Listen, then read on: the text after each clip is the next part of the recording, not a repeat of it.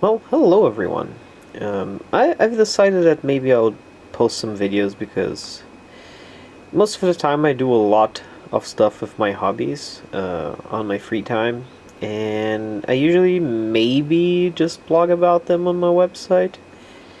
That's most of it, but there's so much stuff that I'm usually doing that well, it may be interesting for more people and making the videos is easier than writing like 1,000, 2,000 words about something that I just did. So, and this I can just do as I'm doing the thing. So, but let's see if I can keep up some sort of schedule and try to document the things that I've done. And so, for this video, I just want to talk about this Nano Router from TP-Link, which has a very unusual fault. As can be seen here, like this is the TP-Link Nano Router. It's the model TLWR802N, and it is a really good router. It's very small, and very compact. This is clear, just by if you put it on the palm of your hand, like this is a very compact thing. But it has a weird fault that whenever you, for example, have a fault, like we had here in Portugal where we had no electrical grid, whenever things come back, usually the main router from your service provider is not up yet, or as is the case here that happened like twice already. I have a separate DHCP server, and while I was configuring things, the internet, the like local network didn't give out addresses, and it was like all weird. And what happened is maybe there's some bug in the firmware, because I have 3 of these in my house, and basically I had an issue with one, then the second one, and then the third one succumbed to the same issue, which is whenever things come back, they start acting as the DHCP servers. You can go in the settings. It was disabled. It shows up as disabled, but they still give out addresses, and it just completely wrecks the network. I don't understand like what it is, like if it corrupts something. Even doing a full power cycle on it doesn't fix.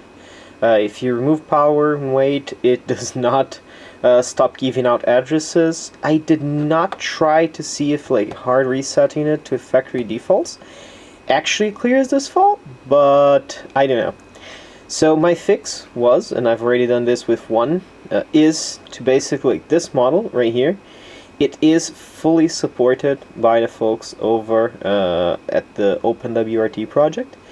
And basically I had one of these, I flashed it with OpenWRT, and it's been working ever since. And I've even tried getting to the same fault where I just bring down the DHCP server, bring down the main router, bring down everything, and whenever things come back, it comes back perfectly without an issue. So, well, another win for open source, I guess. So that's what I'm going to do. I'm just going to show you how to install like OpenWRT on a router like this and configure it. So this is the page for the router in question. Like this is sort of the latest version of the router itself on the OpenWRT project. This is the link. So here it is. It says that it is fully supported, which is great. Like this is not always a given, sadly. And in here you can see that here are the steps for you to flash the OpenWRT on yours as well. So I'm basically just going to go through this. I'm going to be using a Mac because this is what I have here, but this will work just as well on the Windows. So the first thing that you have to do is you just have to get the factory image, and yeah, and we go from there. So you need 2 files in order to perform this process. One is this one. It's the one that we got straight from the website. It's just the factory recovery image. And in case of macOS, you also need this application called Pumpkin. It's just a TFTP server. If you are on Linux or on Windows, well, you can just choose one. Just search for TFTP server in your operating system of choice. In this case, again, for Mac, this is what I've used successfully in the past. It doesn't instill a lot of confidence, judging by the version number, but it works pretty well. So I'll leave the link to the website to download this. You can also just search for it on the web for it. Okay. So one of the things is we need to rename this file. This needs to become TP_recovery, like this. So that's the file that your router will use in order to download the firmware and to substitute with OpenWRT. This process does require you to connect the router to your PC, and it does use TFTP in order for it to net boot into the new firmware version. So apart from that, this is the program in question. This is Pumpkin. It is a delightfully retro program. We are still using TFTP, which is pretty old, so it is fitting. And basically this is what you want. You want to listen on all ports, not on all ports, on all addresses, and on port 69, which is the port for TFTP. The configuration of the application itself should look like this. So basically you just have the path to where your files are, or where the TP_recovery.bin is. If you need some logs, you can set a file here, and then basically it's the request behavior, so you just want to prompt before giving the file. This is just good so that whenever your router requests the file, this ensures that you at least get some notification that things are working that way. You get some feedback there. This you can leave as is. So this is basically the setting as it should for the Pumpkin program. The next step is for you to connect the router to the computer. It's very simple as it gets. So you can even have like it been powered by the computer itself, and you just connect a regular Ethernet cable to your computer, and that's it. Okay, there is no extra requirements there, and it's done. In this case, this is a 2012 Mac Pro, and it has 2 Ethernet jacks, so you can just plug both in as it is right here, and it's totally fine. So just do that. If you only have a single Ethernet port, it just means that you are going to be without internet while you're doing this process. But it's as simple as that. So the next step on this saga is, after connecting the router to your PC, it will show up and it will your PC will get an address from the router using DHCP. It will look something like this.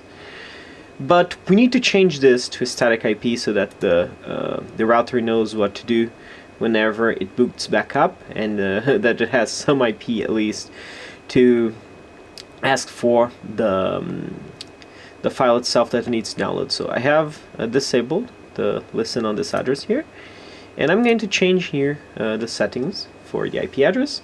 The IP address range that you should choose for this process is in the OpenWRT page. Again, this can be done for anything, so it's going to be like 192.168.0.66. So this should be the range that the router wants. Then the subnet mask, it should be 255.0. So this is how the submask should be configured. And the last thing is the modem itself. So we're going to do it like this. That's 0.1, and you should be good to go.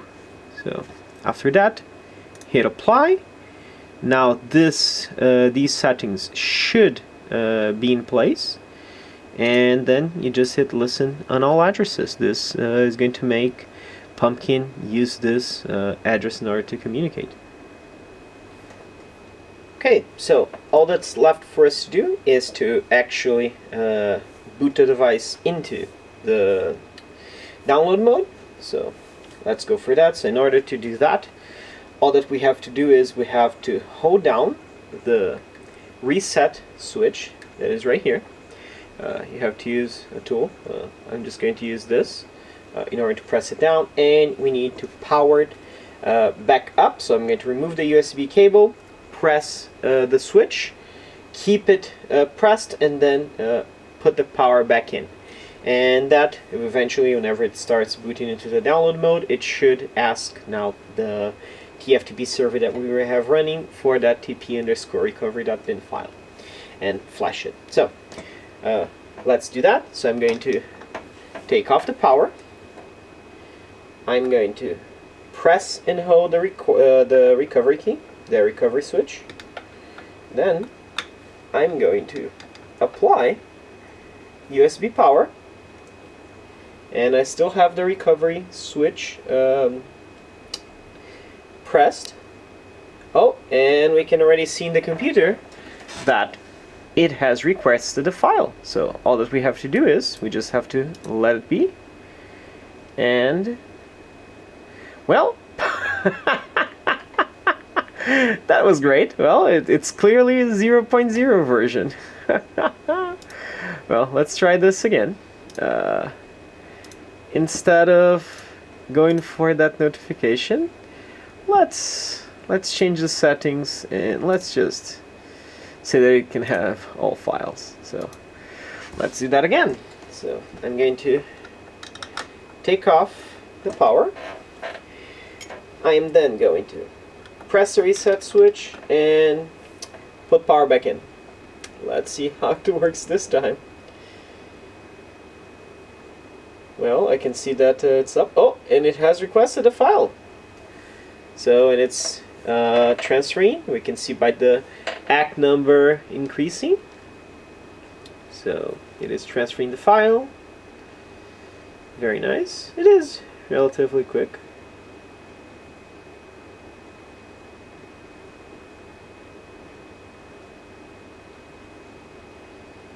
So we should watch out for this light. This is going to basically be indicating how the process is going, and the transfer has finished, so the router should be rebooting by now and actually flashing its firmware.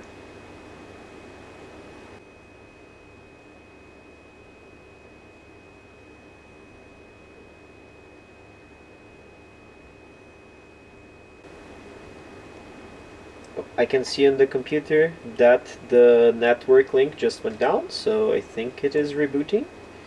So it probably has already flashed the firmware itself. Oh, it has rebooted, because the link is back up on the computer. Still no indication here. Oh, now it's flashing. So I don't know what's happening. In the computer, the link is again back up.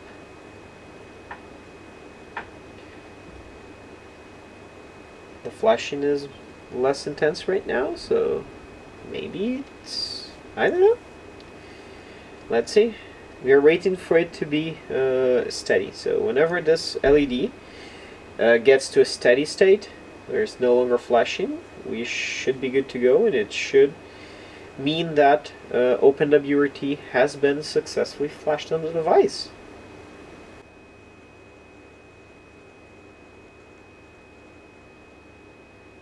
The link is again down on the computer. Well, it is bad.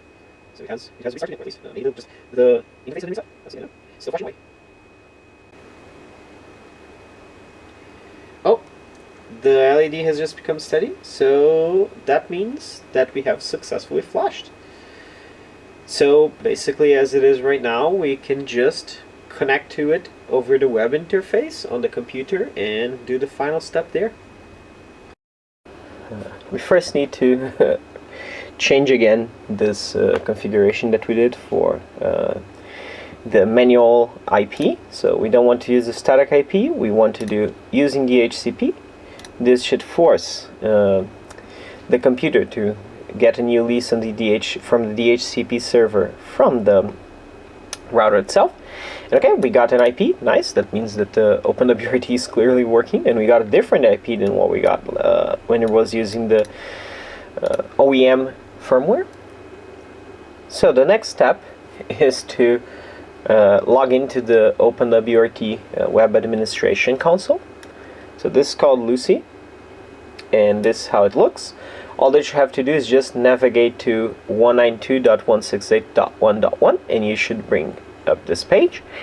Now from here, the default username is root, just like the administrator in Unix systems, and the password should be blank. So if you just try to log in as is, it's going to prompt you immediately about the no password. So you can just go and set a new password up. I'm going to set a new password up right now. So this is my super secure password. So save. Now the router should have a default root password. Another thing that's always good is just enable SSH access. I would say simply because then you can have a much better experience administering your router. I prefer it that way. One of the things that you can do is, and just to improve the security of your router, is disable the password authentication in SSH and just copy over, before disabling, copy over your SSH keys, which can be done here. Okay. Now from there, if we just go to the main status page, so here is where it shows everything about it. The only thing that has been connected to this router right now is my computer. It's called Trashcan. Well, it's a 2012 Mac Pro, so that is the name of it. Very fitting, right? And from here, well, it's just a simple router. You can administer it either way that you want. I would say you can come here to the interfaces, just see if everything is up. It is using static addressing. In my case, I don't want it to have a static address. So in my network, I wanted to get its IP from my DHCP client. All my machines here on my home have a static IP defined by my DHCP server. So this is what I want. I want to switch protocol. And okay, now it's done. So it should, from now on, just act as a simple DHCP client. Again, here it has the DHCP server disabled, which is it is not. So I don't know, we don't want this. Disable DHCP for this interface? Yes, we do. We do want to disable it. So save. Awesome. Then it says that it has some pending changes. So we just want to save for now. We don't want to apply them. Okay. Simply because as soon as we apply them, we would get booted off, because it will no longer be like this. It will just get its DHCP address from my home network, and that's not what I want. Right now, I still want to administer it and just get it to a point where everything is as I want. The next step is this, is just setting up your wireless network. In this case, I want to come here and I want to change the SSID, and well, just put in some security down. If you are using this as a retro router, it's something that I have a link included in the description of the video. Just a router for you to connect old, very old, like 2000s era computers and mobile devices to it. You should just do no encryption here, because, well, WPA is a mess on all devices, and no one wants WEP security these days. It is very bad. So you can just do no encryption and then do this MAC filtering and allow listed only, where then basically you just put down the MAC addresses of your old computers or old devices, and well, that's it. Those are the only ones that can connect to this. They don't need to authenticate. You don't need to faff around with the security settings and everything, and just be trying to troubleshoot issues with encryption on your old devices. In this case, it's going to be a regular router that's going to be used for some IoT devices. So, well, I'm just going to put down the SSID and, well, have it configured and deploy it on my network again.